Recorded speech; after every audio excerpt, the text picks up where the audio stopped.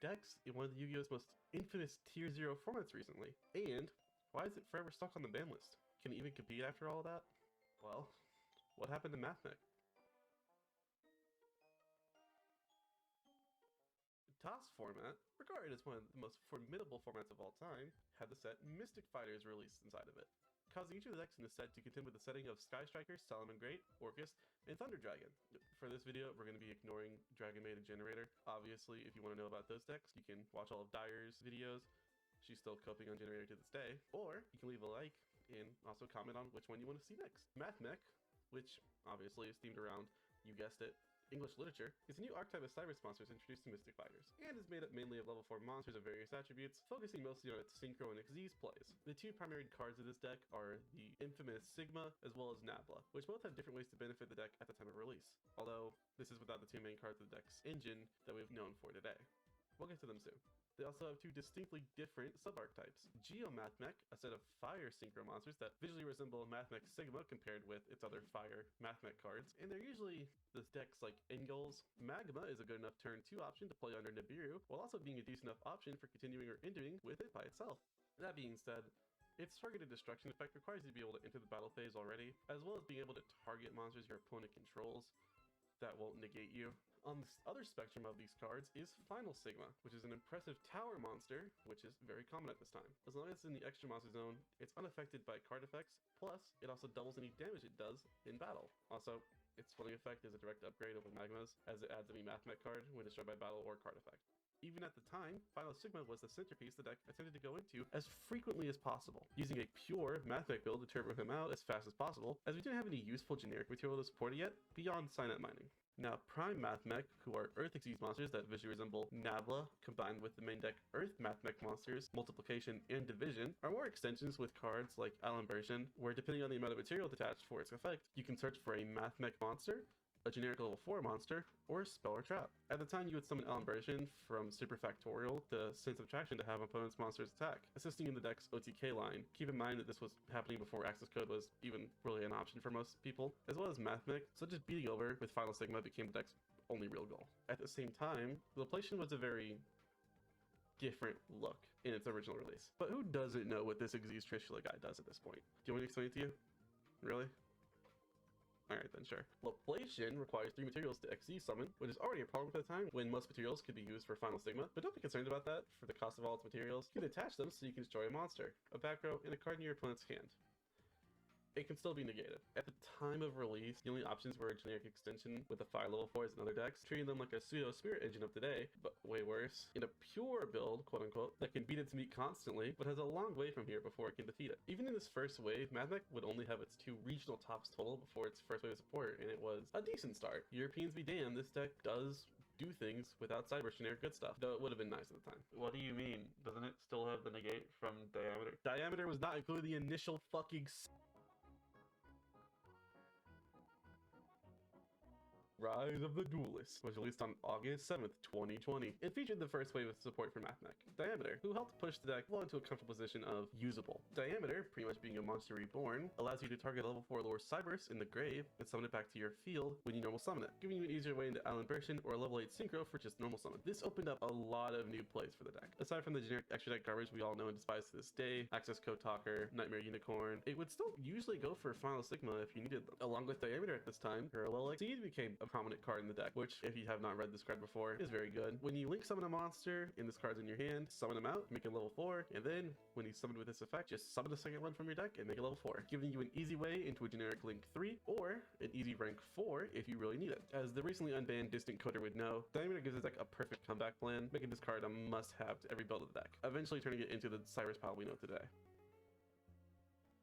Having said that, though, MathMech would get exactly 0 tops throughout this wave of support. You remember, this is the same set that released Dogmatica alongside Albaz into the world, for better or for worse. Dogmatica had the overwhelming ability to send cards from your opponent's extra deck to the grave, which for a link climbing deck is pretty much suicide. If you wanted a better link climbing deck that could also synchro or Xyz, why not just play Dragon Link at the time? It would safely link into all of its usual bosses at the time, and use Borlo Savage to with a little resistance during their turn. And then lastly, MathMech could easily kill any deck going second, unless El Shaddai Winda is on the field, at which point you're not accomplishing much during your turn. Alright.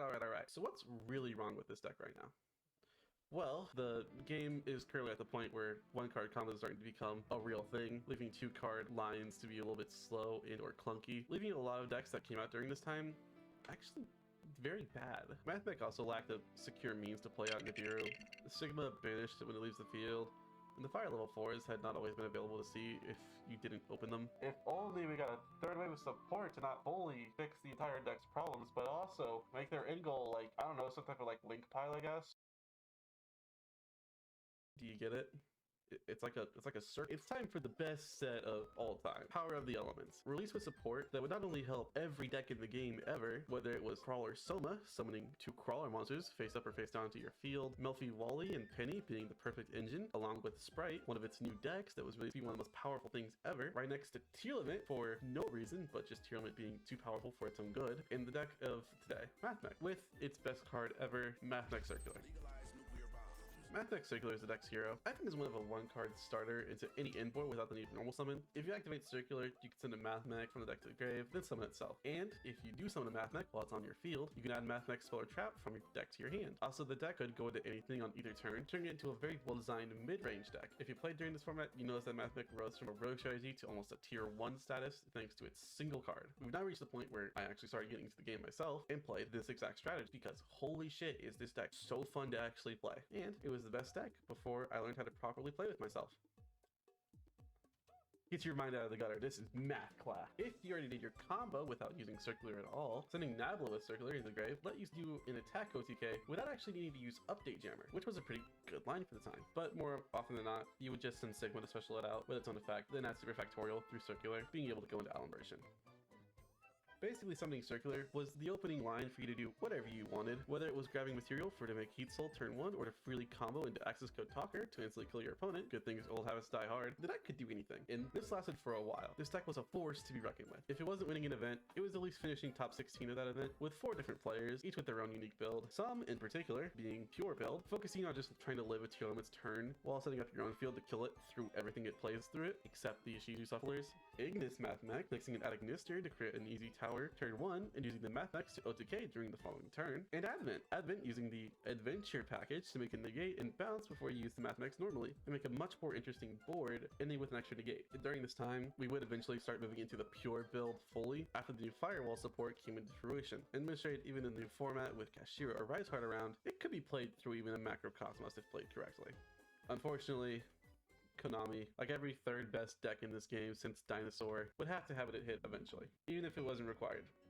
June 5th, 2023's ban list did a lot of good for the format, including the removal of Cyberstein, Diabolus the Mind Hacker, and Brand Expulsion, which helped the game be a lot more tolerable at the time. There were, however, a few random hits that really confused people. Super Heavy Samurai Scarecrow, an essential card in the Super Heavy engine, allowing for true monster mash piles, had its main player banned a month after the deck was introduced to the meta. Lightning Storm, Sprite, Starter, and Runic Fountain had all been semi-limited, even though most players were unsure what these hits could actually do to these decks that involved them. And then there's Mathmech Circular, which, despite the massive changes it brought to players' vocabulary, deck building, as well as what Cybers might do, was finally hit to limited, indefinitely shaking up the entire deck. Gee, if super combo decks were like a problem, Konami, why didn't you hit fucking Rika Princess? You'll reap what you sow in your... So what did this ban list do to Mathmech? It went from a super big control deck to where Konami always wanted it to be, a OTK going second pile.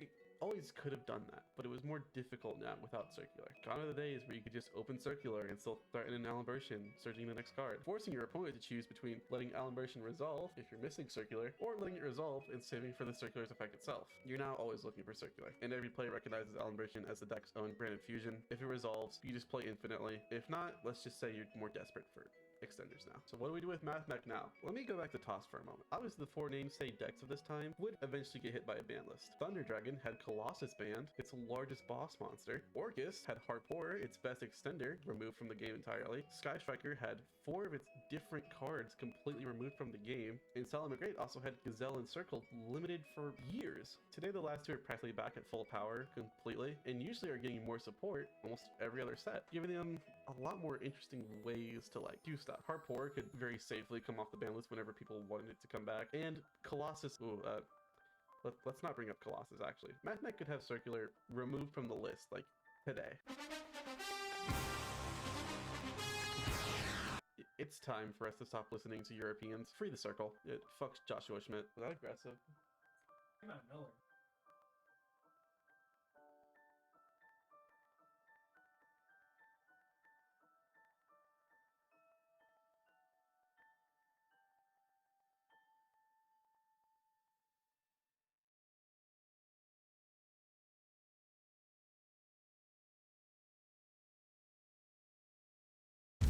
I'm working on this case about the missing scientist. I've seen that before. This place, it takes us one by one.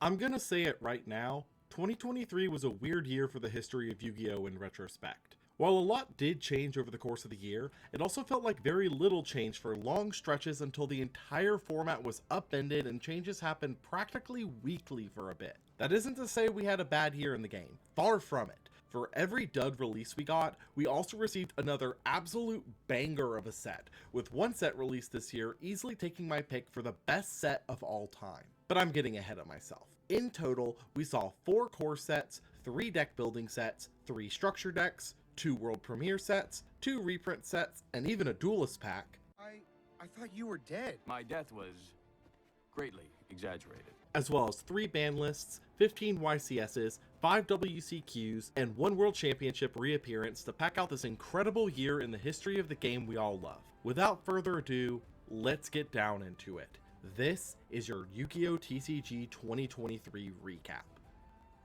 Beginning the year, we had a YCS to remind the player base at large that exiting 2022, nothing had changed. YCS Sydney took place on January 7th, and as was expected, tier limits were still the absolute dominant mega threat we all knew them as, taking first place piloted by Jesse Cotton, marking his 4th YCS victory, placing him now tied for the record of most total YCS victories with Chris LeBlanc. It's no secret that this particular format was considered to be one of the most skill-intensive of the era, and that is primarily due to the nature of tier itself, being a massive web of decision point junctures that make the mirror match one of the most complicated puzzles to navigate. Naturally meaning that the more skilled players in the community that regularly perform well would bubble up to the top of play here. Looking beyond tier for a moment, there were a couple of other faces in the top cut worth mentioning. Fluwanderees would make it all the way to 2nd place here, showcasing how the deck was actually thriving in the extremely slimmed down matchup spread, fine-tuning their build to swiftly deal with tier with cards like Dimension Shifter and Evenly Matched.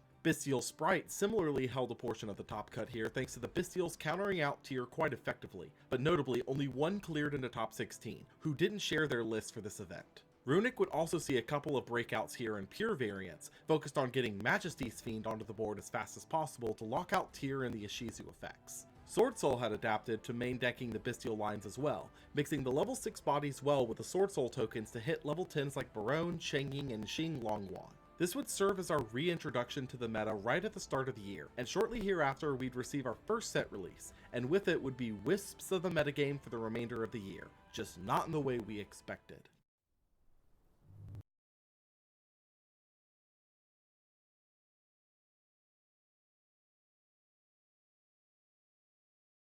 You could touch the alien sand and hear the cries of strange birds and watch them wheel in another sky. Would that satisfy you?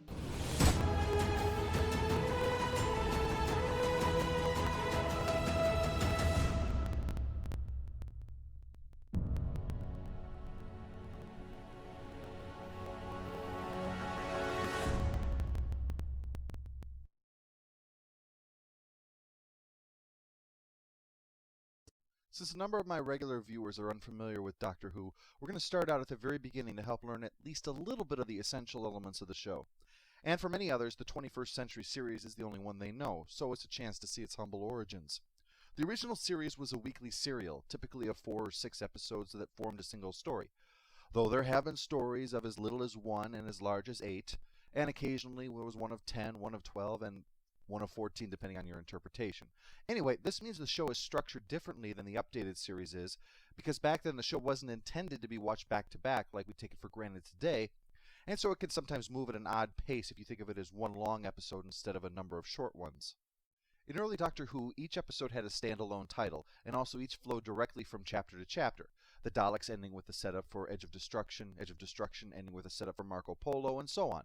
For that reason, the story called An Unearthly Child probably more accurately could be considered two stories, structure-wise, the first a standalone and the other a three-parter. But we'll be covering all four anyway this week because, hell, I love watching goofy cavemen. This thing here is a police box. It's not a phone booth, as you access the phone from the outside, and the inside's essentially a remote police station. They allowed anyone to contact a local police station quickly, and so there were lots of them, meaning that at the time that this was shot, this was a rather mundane object. When two-way radios became more common by the end of the 60s, the police boxes were gradually phased out, so that for most people it only lives on in Doctor Who, because that police box there is actually the Doctor's ship. At a nearby school, Ian and Barbara discuss their pupil, Susan Foreman, who doesn't seem quite right. Since attempts to reach her grandfather just led to an old junkyard, they decide they'll tail her tonight to see where she goes. Not too sure if this is the way we should be meeting these characters. Ian, would you mind helping me stalk a 15-year-old girl into a dark alley tonight? Oh, just try and stop me! As they lie on their jailbait stakeout, they discuss some of the odd things Susan says. Don't be silly, Susan. The United States has a decimal system. You know perfectly well that we do not. Of course, the decimal system hasn't started yet. And yeah, they did wind up going decimal later on. The prey soon arrives and they follow her inside, only to find that she's disappeared. Instead, they run across an old man who is smoothly evasive, but they're convinced that he's locked her up inside the police box. When Susan unwittingly lets them in, we get the first look at one of the most important things to know about the ship. It may be a closet-sized box on the outside, but once you get inside, it's enormous. Bigger on the inside than it is on the out, they often say. Ian, being the scientist, is a bit flabbergasted at the way the ship makes space its bitch, and is even more shocked when Susan says the TARDIS, that's its name, can go anywhere at any time, like the Nexus in Generations, only without Whoopi Goldberg. Thank God. The old man, who is in fact the Doctor, laughs a bit at Ian's behavior as he futzes with things, musing about the problems that this presents for them, given the small-mindedness of human bigotry. Now, don't get exasperated, Susan. Remember the Red Indian. When he saw the first steam train, his savage mind thought it an illusion too. Doc ain't one for political correctness, is he? The Doctor and Susan admit they're not humans, but aliens, forced to flee from their home planet. We later learn this world is Gallifrey and that they are Time Lords. All in all, he's quite bemused at their antics and insists to Susan that they can't be allowed to leave or else they'll give them away, and then she'd have to leave the 20th century behind. When she insists that if it comes down to it, she'd rather be left behind, he decides to hell with all of them and just dematerializes anyway, send them out of the 20th century so hard the opening credits start up again. Okay, kids, what's wrong with this picture? The caveman part of the story begins with the Cave of Skulls. They're unhappy because they need some fire, and the son of the dead fire maker doesn't seem to be working out. Dumbass is doing it wrong again. Of course, that's just fine with this lady, Mary Whitehouse, who thinks everything was just fine without fire. Zahir doesn't seem to be impressing the crowd. Put on more of the dead fire. Oh yeah, mustn't forget the bone. Can't make fire without that. Poor schmuck. Can't make fire. And an election year of all times. Yeah, Mr. Vacuous Expression here is out looking for food for the tribe in a bid to take leadership away from Zah. He spotted the TARDIS, where Ian and Barbara are shocked to see that it's all true, and the Doctor perturbed that the TARDIS is malfunctioning. First without being able to say where they are, and also by still being a police box. It's got this thing, see, called a chameleon circuit that's supposed to automatically change to blend it in, but it doesn't work anymore. Rather brilliant cost saver. Just tell everyone it's broken and leave it alone. We'll get a couple of decades out of it at least. Cal, that's his name, sees the Doctor light a pipe and jumps him, hauling him back to the cave, where Zah shows just how hard the government's working on that whole fire issue. I'm not eating that. Looks stringy. And I, Cal, carried him here to make fire for you. Running on your record when it's not very long, that's a ballsy move. We're going to have to see if this works out for him. Why do you listen to Cal? Zah has many good skins. He has forgotten what the cold is like. Huh? Tomorrow, I kill many bears. You all have warm skins. Man, the rhetoric from these guys is all the same. I'm voting for a third-party caveman. Do you want fire? Or do you want to die in the cold? What were my choices again? As they argue, the Doctor wakes up. Ah! It's the damn Red Indians! They found me! He quickly offers to make fire, but when Cal kicked the crap out of him earlier, he dropped his matches, so he's stuck. Cal doesn't take the news well, but his efforts are thwarted by Susan, who he'll find out is quite a spunky little thing. Even that's not enough, and so 21 minutes into the Cave of Skulls, they finally wind up in the Cave of Skulls. We learn part of the reason Za wants to be leader is that whoever's leader gets to marry Will Ferrell's daughter. And ain't she a dish, huh? Murray Whitehouse isn't convinced. I will kill us all in the end. Why does no one else care about our carbon footprint? With them scheduled to be killed the next day, Mary gets up from the group orgy in the next episode, The Forest of Fear, and sneaks in the back way. She offers to free them if they promise to leave and not help them make fire. Fire will bring trouble and death to the tribe. There'll be teen pregnancies and internet piracy. Za isn't exactly pleased with this arrangement, and despite it being night, Miss Deliverance convinces him to go after them. When Cal shows up, he's even less pleased, and despite the ladies' protests that fire would be bad, he decides to kill the old lady anyway. In the wilderness, jobs are quickly delegated, as the doctor's put in charge of slowing everyone down, and Barbara in charge of panicking. The sight of a fresh kill means the dreaded POV monster is about, and it kicks Za's ass so badly that Ian and Barbara go back to help him, with the doctor grudgingly coming along when Susan won't leave them behind. He points out that they're exposed to attack by the tribe, but instead of agreeing to abandon Za, they plan to make a stretcher and haul him back to the ship. Don't you want me? What are you doing? The doctor's response is something just this side of Homer Simpson going, I was just going to hit him on the head with this rock. No! Well, I was going to get him to draw our way back to the TARDIS. The scene right here is one of contention. Is the doctor considering killing the wounded man to save his own hide? It's understandable that many want to say no. I mean, he is the hero of the show after all, and this kind of thing is something even Rimmer at his worst wouldn't consider. But given the context of the situation, it does seem the most likely explanation, and in the overall story, I think it actually does the character some good. It shows where he began from and helps show why he develops as he does. When he runs into people over the years who show such callousness and cowardice that the suffering and dying of others is allowed to happen, he's outraged no matter the circumstances, because he himself knows what that feeling of desperation and self-interest is like. And it was the intervention and judgment of Ian that helped stop him. So he does the same for others to snap them out of their moral cowardice, just as it was done for him.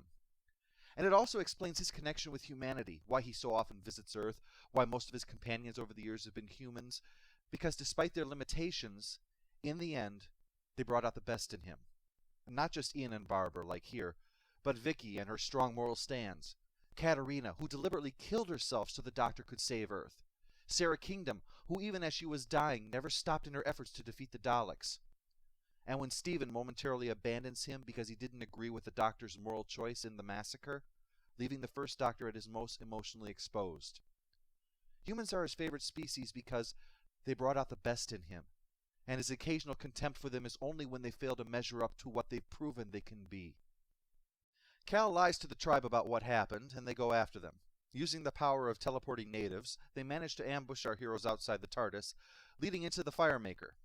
Cal tries to frame Za for the murder of the old woman, but since he's barely smarter than the rocks he's carrying, the doctor points out that the so-called murder weapon has no blood on it.